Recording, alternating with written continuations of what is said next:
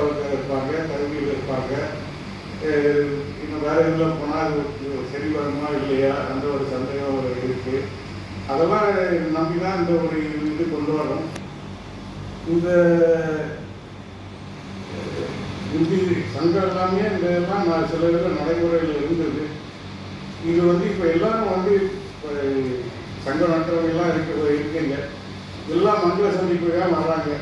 முடிச்ச உடனே வேலை முடிஞ்சா போயிடுவாங்க. இது ஏன் அவங்க இதில் இருக்கக்கூடாது? அது ஒதுக்காதான் வரணுமா?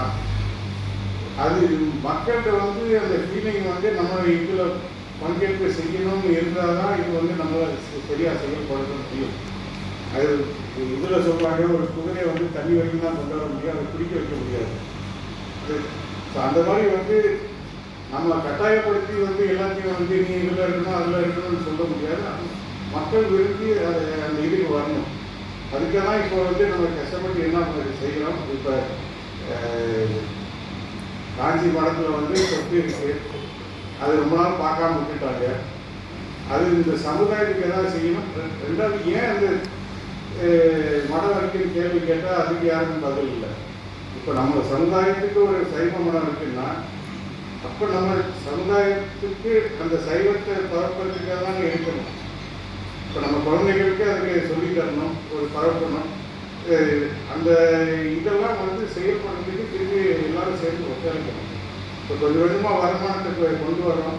இப்போ ஒரு மடத்துக்கு இப்போ போட்டதுக்கப்புறம் ஒரு 12 லட்சம் ரூபாய்க்கு ஒரு கார் வாங்கி கொடுக்குற அளவுக்கு நம்ம திருப்பி அந்த நிலைமையை கொண்டாந்துருக்கோம். அதுக்கு முன்னாடி அவருக்கு கார் இல்லை, நித்தியானந்த் போயிட்டு இருந்தார்.